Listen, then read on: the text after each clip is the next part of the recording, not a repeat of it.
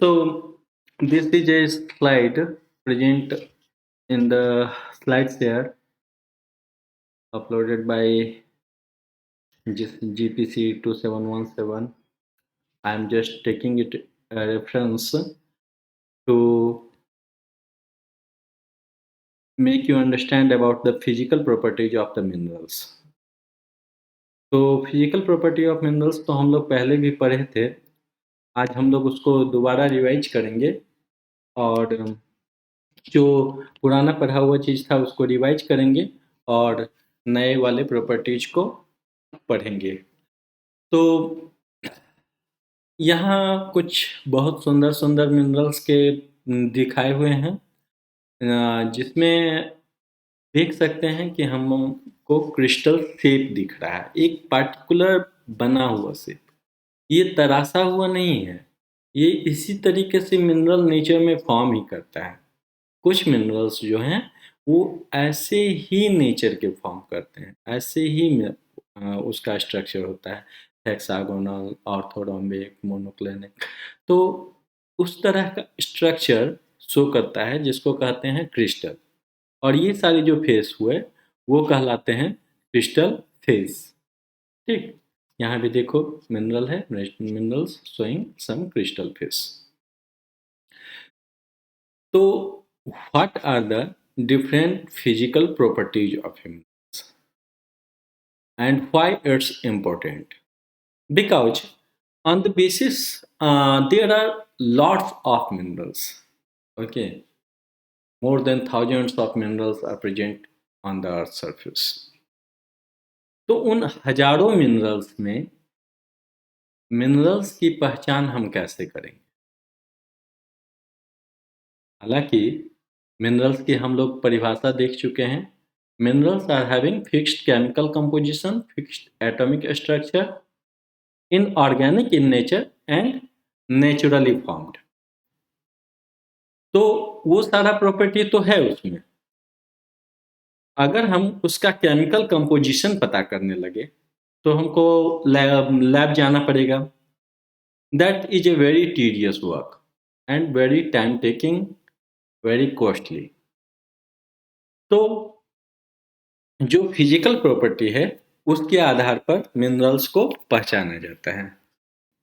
Physical properties के आधार पर minerals को पहचानना इजी होता है और उसको एक दूसरे से डिफरेंट जानना भी इजी होता है।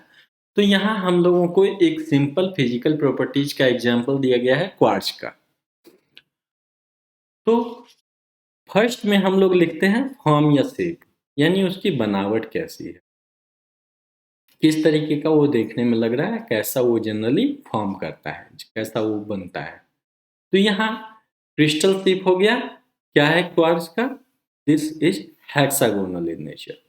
सो इसका जो शेप हो गया वो हेक्सागोनल हो गया। लस्टर, लस्टर यानी चमक, the quality and quantity of light reflected from the surface of the mineral is called its lustre. तो लस्टर में क्वार्ट्ज का लस्टर क्या है? This is non metallic lustre है, स्पेसिफिकली विट्रियस, क्योंकि ये एक टूटे हुए कांच के जैसा चमक देता है। तो इसीलिए इसका जो लस्टर हो गया ये विट्रियस लस्टर हो गया। कलर, कलर में जो भी मिनरल का है, जो भी कलर होगा उसको हमको लिख देना है।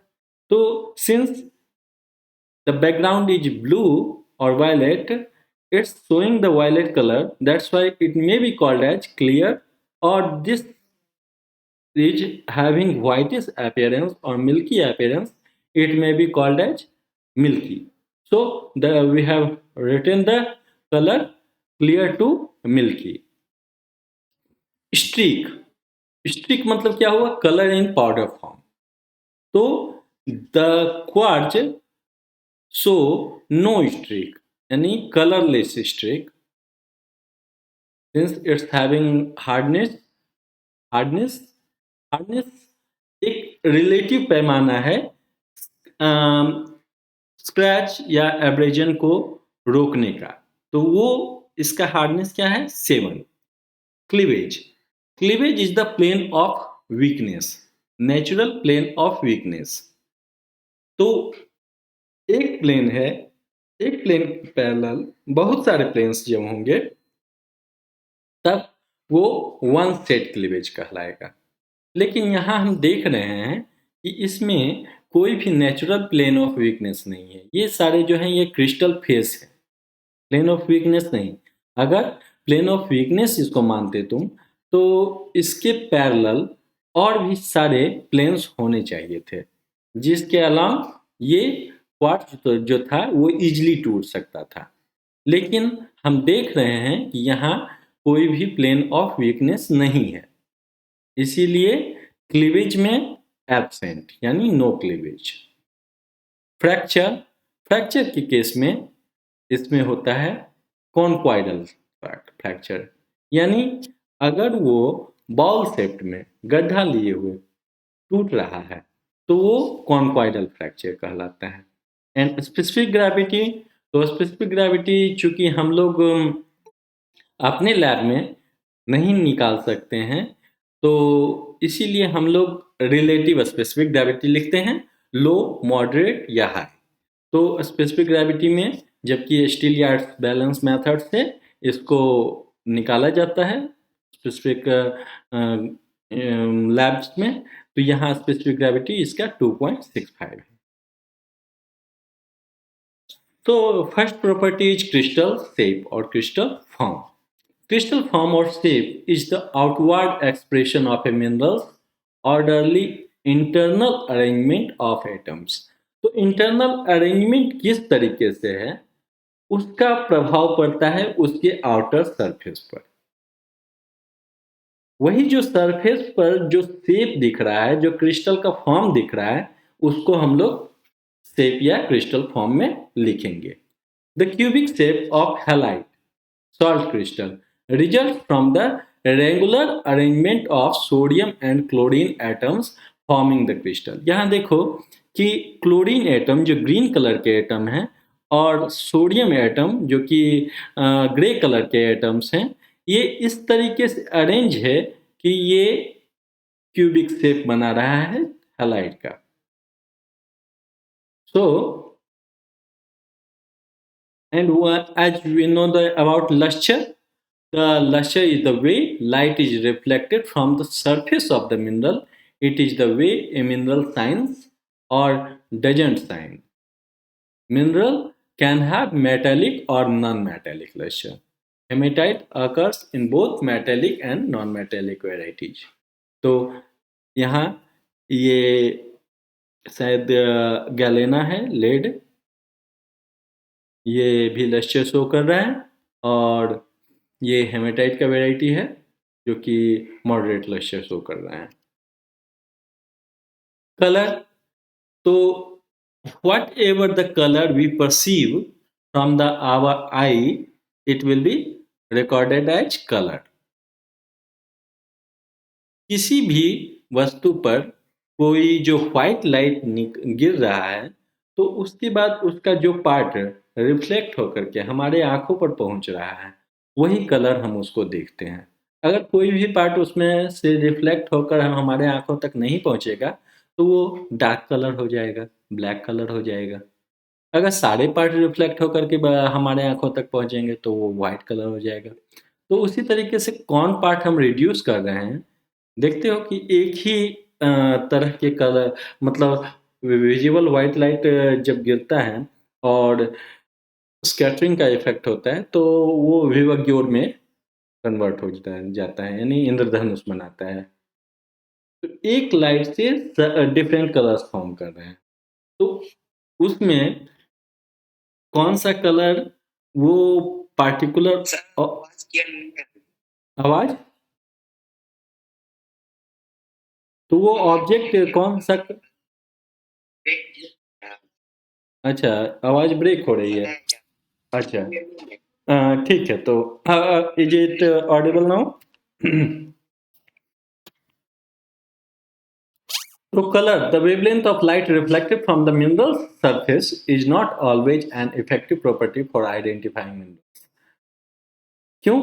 क्योंकि ट्रेस एलिमेंट, अगर कोई भी चीज़ उसमें ट्रेस मात्रा में भी प्रेज़ेंट होगा तो वो उसके कलर को चेंज कर देगा। जैसे पानी में अगर हम 1 ग्लास पानी लिए उसमें 1 बूँद लाल कलर डाल दिए या 1 बूँद हरा कलर डाल दिए तो वो पूरे पानी का कलर चेंज कर देता है। हालाँकि केमिकल प्रॉपर्टी नहीं चेंज करेगा, पर कलर चेंज हो जाएगा। तो इसलिए colour is not the best property for identifying minerals, although it's a very important sir property. Voice clear नहीं है सर, वॉइस क्लियर नहीं है। Okay, so is it not audible to all of you, or it is having someone's problem? अच्छा, अगर नहीं आवाज़ clear है तो भी कोई दिक्कत नहीं है। हम इस प्रेज़ेंटेशन को अपने यूट्यूब पर डाल देंगे, जिसको कि तुम लोग बाद में देख सकते हो। ठीक? तो अभी जितना उम, समझ में आ रहा है उतना देखो। ओके? तो sulfur is always yellow, so its color is always a distinguishing property. Quartz occur in many colors as seen in the pictures above, so you must use other properties to identify it. तो हमने बताया कि colour एक बहुत ही main property नहीं कह सकते हो। ये कुछ मिनरल्स के लिए डिस्टिंग्विशिंग प्रॉपर्टी हो सकता है, लेकिन बहुत सारे मिनरल्स के लिए डिस्टिंग्विशिंग प्रॉपर्टी नहीं होता है। स्ट्रीक, तो स्ट्रीक के लिए हम लोग क्या करते हैं, एक अनग्लेज्ड पोर्सिलीन प्लेट लेते हैं और उस पर जो मिनरल का हमको स्ट्रीक निकालना है उसको रब करते हैं। स्ट्रिक प्लेट का हार्डनेस 6.5 से 7.5 के बीच वैरी करता है।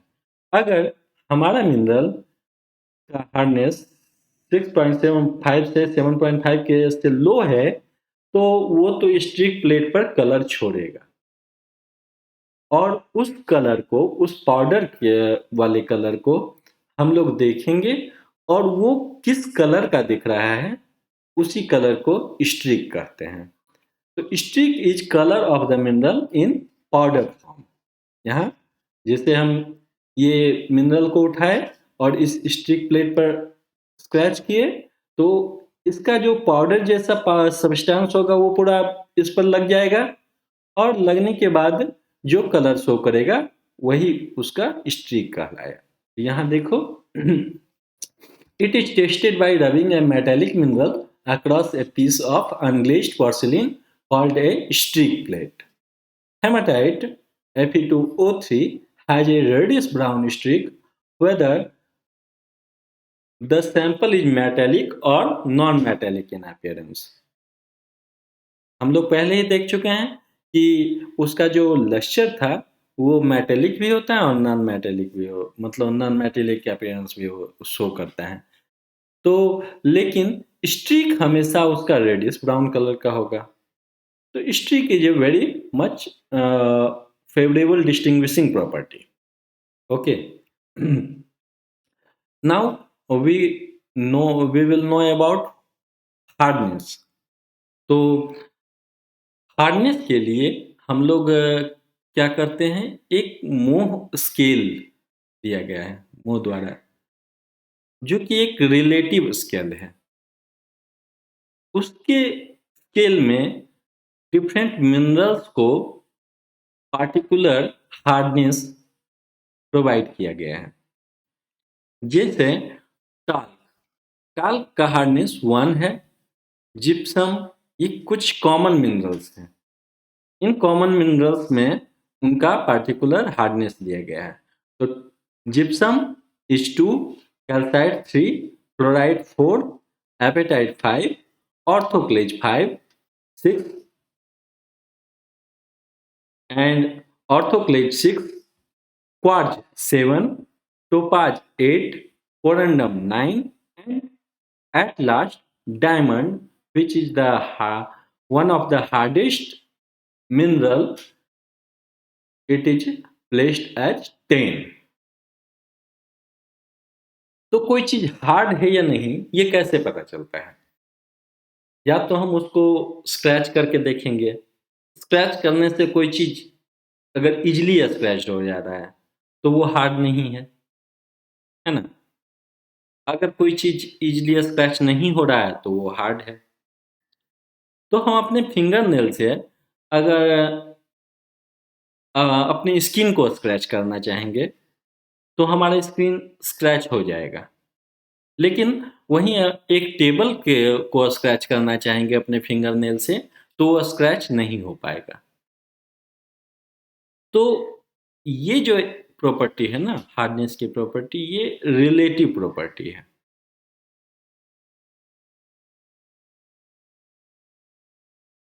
वही फिंगर नेल रहा, लेकिन वो स्किन के मुकाबले हार्डर है और टेबल के मुकाबले सॉफ्टर है। तो इसी चीज़ का यूज़ करते हैं हम लोग इन 10 के साथ। ये जो 10 मिनरल प्लेस्ड हैं, उससे जो अननोन मिनरल, अननोन सैंपल हमको दिया गया है, उसको स्क्रैच करते हैं। और उसके बाद देखते हैं कि वो जो सैंपल है, अननोन सैंपल, मान लो S1, वो किसको स्क्रैच कर रहा है और किससे स्क्रैच हो जा रहा है। यानी उसका हार्डनेस इन दोनों के बीच होगा। तो मान लो मेरे पास जो सैंपल है मिनरल का, वो एपेटाइट को तो स्क्रैच कर दे रहा है, लेकिन ऑर्थोक्लेज से स्क्रैच हो जा रहा है। एपेटाइट का हार्डनेस 5 है और ऑर्थोक्लेज का हार्डनेस 6 है। तो बताओ फिर उस अननोन सैंपल का हार्डनेस क्या होगा?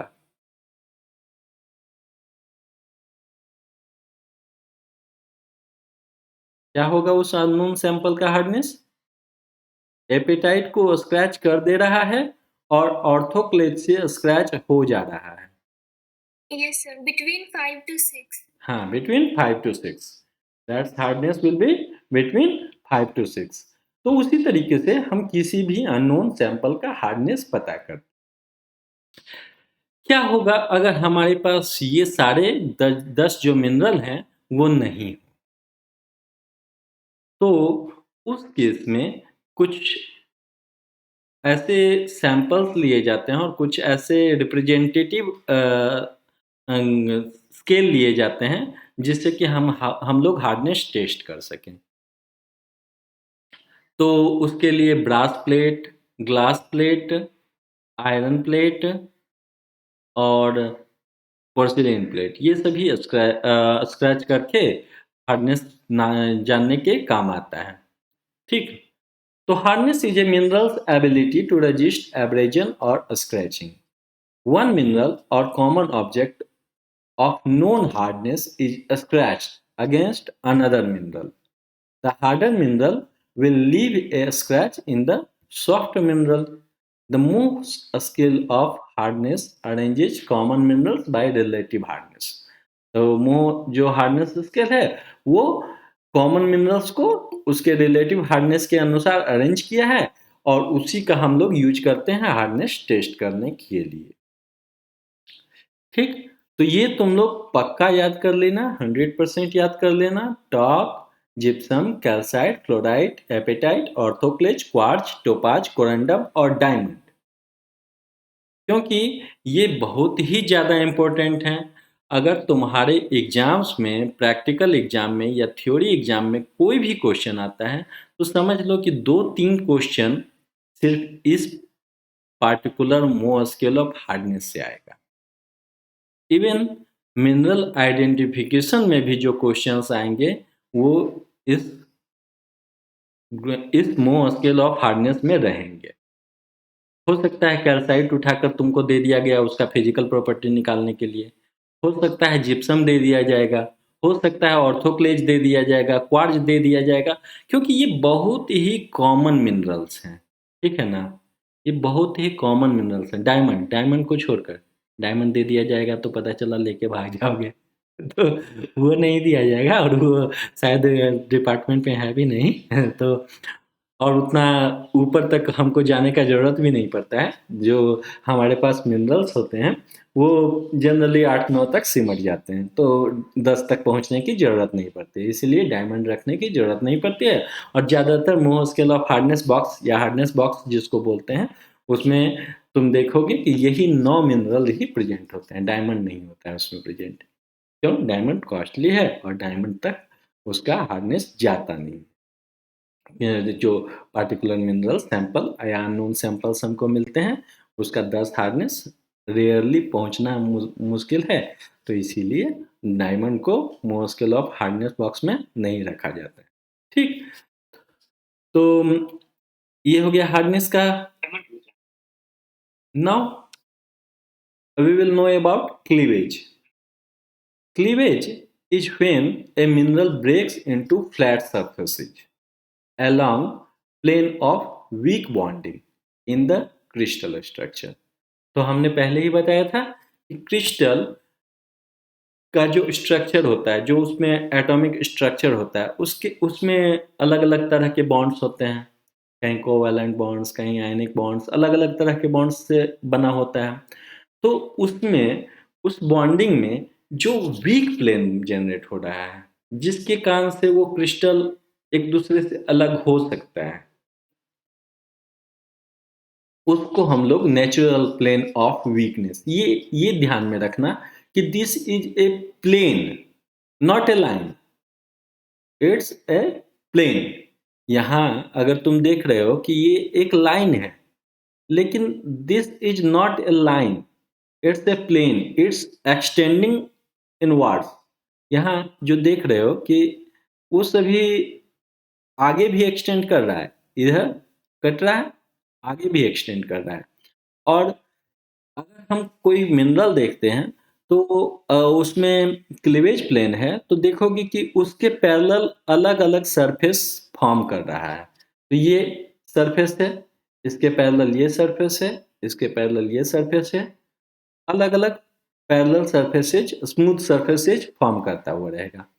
फिर इस सरफेस के पैरेलल ये वाला सरफेस है और ये वाला सरफेस है। तो यहाँ देखोगे, यहाँ हम कह सकते हैं कि दो सेट बोल रहे हैं, दो क्लीवेज नहीं, दो set of cleavage, there are two sets of cleavage. Okay, तो यहाँ मस्कोवाइट के केस में क्या हो रहा है कि there is cleavage in one direction. देखते हो कि माइका का जब एक बड़ा फ्लेक्स लेते हो तुम, तो वो एक दूसरे से फ्लेक बाय फ्लेक अलग होता है, टूट जाता है, बहुत इजीली एक दूसरे से अलग हो सकता है। तो इसको क्या बोलेंगे, वन सेट या टू सेट? माइका में कितने सेट क्लीवेज होंगे?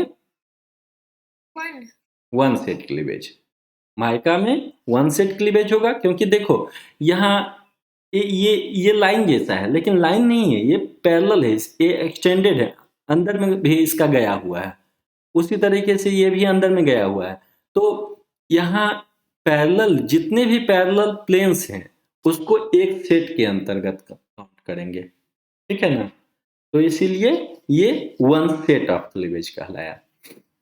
वहीं देखो फेलस्पार में क्या है कि there are two sets of cleavage, दो सेट है, एक तो ये वाले के पैरेलल ऐसे और दूसरा ऐसे, दोनों ऐसे ऐसे करके है ना? तो ये हो गया to sets of cleavage. Cleavage in three direction, अगर कोई क्यूब फॉर्म कर रहा है तो क्यूब में एक्स, वाई और जेड तीन डायरेक्शन में फॉर्म कर रहा है, तभी तो क्यूब टाइप का बनेगा ना। तो ये थ्री सेट्स ऑफ क्लीवेज कहलाएगा। और cleavage in three direction but not at 90 degree. और कैल्साइट एक मिनरल है जिसमें ऑर्थोरोम्बिक क्लीवेज फॉर्म करता है, ऑर्थोरोम्बिक शेप होता है। ये तीन डायरेक्शन में क्लीवेज तो होता है, लेकिन वो एक दूसरे से 90 डिग्री पर नहीं रह करके कुछ एंगल पर होता है। कैल्साइट जब देखोगे तो उसमें क्लीवेज पूरी तरह से विजिबल होगा। Fluorite CaF2 and octahedral crystal breaks along 4 cleavage planes, और फ्लोराइट में 4 क्लीवेज प्लेन मिलता है। And now we should know about fracture. Cleavage is the natural plane of weakness, ठीक है ना? जो बॉन्ड में उसका एटॉमिक स्ट्रक्चर की बॉन्डिंग में कमी बेसी था, जिसमें वीकनेस था, उसके कारण वो नेचुरली क्रिएट हो रहा था, नेचुरली बन रहा था। लेकिन फ्रैक्चर जो होता है वो क्या होता है कि एटॉमिक का जो अरेंजमेंट है, मान लो एक एटम यहाँ है, एक यहाँ है, एक यहाँ है, तो इस तरह से करके बॉन्डिंग बन रहा है। तो वो एटॉम्स के अरेंजमेंट की वजह से उसको जब हम हैमरिंग करेंगे, तोड़ेंगे, तो उसका जो टूटने का एक पार्टिकुलर पैटर्न होगा। उस पार्टिकुलर पैटर्न को उसका फ्रैक्चर कहते हैं। Fracture is the way a mineral breaks into when it doesn't break along cleavage planes. Cleavage plane से अलग हट करके उसके टूटने का पैटर्न फ्रैक्चर कहलाता है। ये भी दो तरह के होते हैं, इवन और अनइवन। अनइवन यानी जैसे तैसे टूट गया, तो अनइवन मतलब उसका कोई पार्टिकुलर पैटर्न नहीं है। इवन है तो उसमें फिर 2-3 तरह का होगा, या तो प्लानर होगा, नहीं तो कॉन्क्वाइडल होगा। प्लानर यानी प्लेन जैसा, कॉन्क्वाइडल यानी गड्ढा लिया हुआ, सब कॉन्क्वाइडल यानी कम गड्ढा लिया हुआ, ठाक लिए हो सकता है। तो ये अलग अलग तरह के फ्रैक्चर पैटर्न होते हैं। तो इसमें क्वार्ट्ज हैज कॉन्क्वाइडल फ्रैक्चर। क्वार्ट्ज में देखोगे कि ये जो टूटा है वो गड्ढा लिए हुए टूटा है ना। क्वार्ट्ज में तो क्लीवेज होता भी नहीं है, और वो जब ब्रेक कर रहे हैं उसको, तो वो इस तरह से कॉन्क्वाइडल फ्रैक्चर के रूप में फॉर्म कर रहा है। एस्बेस्टस हैज स्प्लिंटरी और फाइब्रस फ्रैक्चर, तो वो फाइबर के रूप में टूटता है, स्प्लिंटर निकल जाता है उसमें। नाउ स्पेसिफिक ग्रेविटी, तो specific gravity is the weight of a mineral compared to the weight of an equal volume of water. कोई मिनरल लिए, उसको हम वाटर में डिप कर दिए, उसके बाद वो जितना वाटर रिप्लेस किया, अपने वॉल्यूम के बराबर वाटर रिप्लेस करेगा। उस वाटर का वेट को जब उस वॉल्यूम के वेट से, उस मिनरल के वेट्स को उस वाटर के वेट से डिवाइड करेंगे, तो जो हमको रेशियो मिलेगा वो कहलाता है उसका स्पेसिफिक ग्रेविटी। तो ये तो तुम पहले से जानते होगे, क्योंकि साइंस का कॉन्सेप्ट है स्पेसिफिक ग्रेविटी। स्पेसिफिक ग्रेविटी और बायंसी बहुत सारा चीज़ों को कंट्रोल करता है, कैसे कोई चीज़ तैरेगा नहीं तैरेगा। अगर हम पानी और तेल दोनों को मिक्स कर देंगे तो क्या होगा, उससे एक मिक्सचर बन जाएगा। मिक्सचर बनेगा या नहीं बनेगा? नहीं बनेगा। क्यों नहीं बनेगा? क्योंकि पानी का स्पेसिफिक ग्रेविटी ज़्यादा होता है और तेल का स्पेसिफिक ग्रेविटी कम होता है। तो इसीलिए जो तेल है वो अपर सरफेस पर आ जाएगा और पानी लोअर सरफेस पर आ जाएगा। इसी कारण से जो नीचे सब सरफेस में हाइड्रोकार्बन्स जब हम एक्सप्लोर करते हैं, पेट्रोलियम या गैस, नेचुरल गैस या ऑयल, वो सभी जब हम एक्सप्लोर करते हैं तो हम लोग एंटीक्लाइनल स्ट्रक्चर देखते हैं या ट्रैप टाइप का मैकेनिज्म देखते हैं, जहाँ पर कि बॉयंसी या उसके ग्रेविटी, स्पेसिफिक ग्रेविटी के सेपरेशन से ऊपर वाले सरफेस में, जहाँ पर कि ऊपर से कैप रॉक वगैरह है, वहाँ पर पहले गैस फॉर्म करेगा, उसके बाद ऑयल फॉर्म करेगा, उसके बाद वाटर। क्योंकि वाटर तो ऑलरेडी प्रेजेंट है, तो वाटर को रिप्लेस करके ऑयल ऊपर वाले जगह पर गेन कर लेगा। जब हम उसमें फ्रैक्चर करेंगे या ड्रिल करेंगे या वेल बनाएंगे तो सबसे पहले गैस प्रोड्यूस होगा और उसके बाद फिर ऑयल प्रोड्यूस होगा और देन वाटर भी प्रोड्यूस। तो ये सभी तो स्पेसिफिक ग्रेविटी का कमाल है।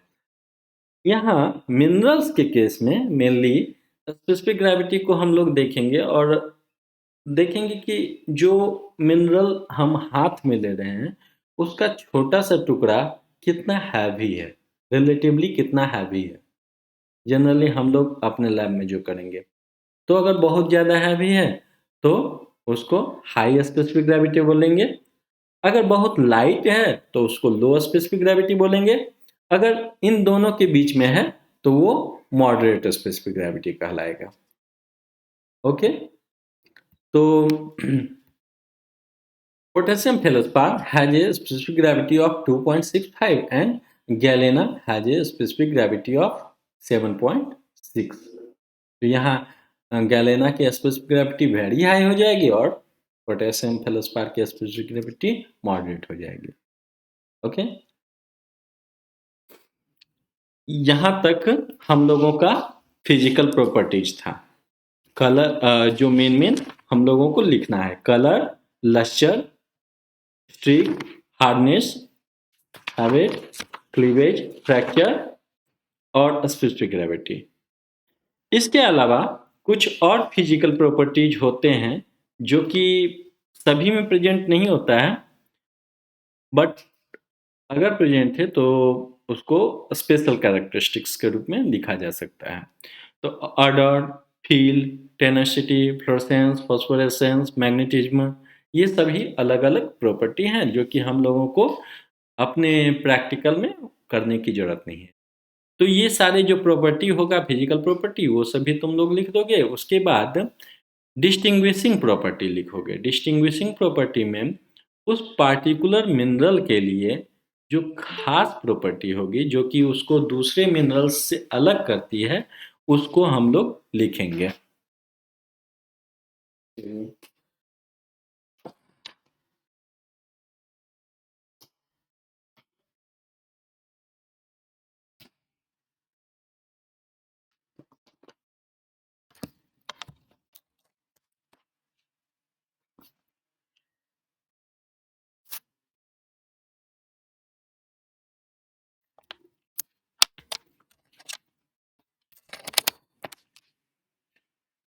हाँ, तो native elements are minerals composed of only one element.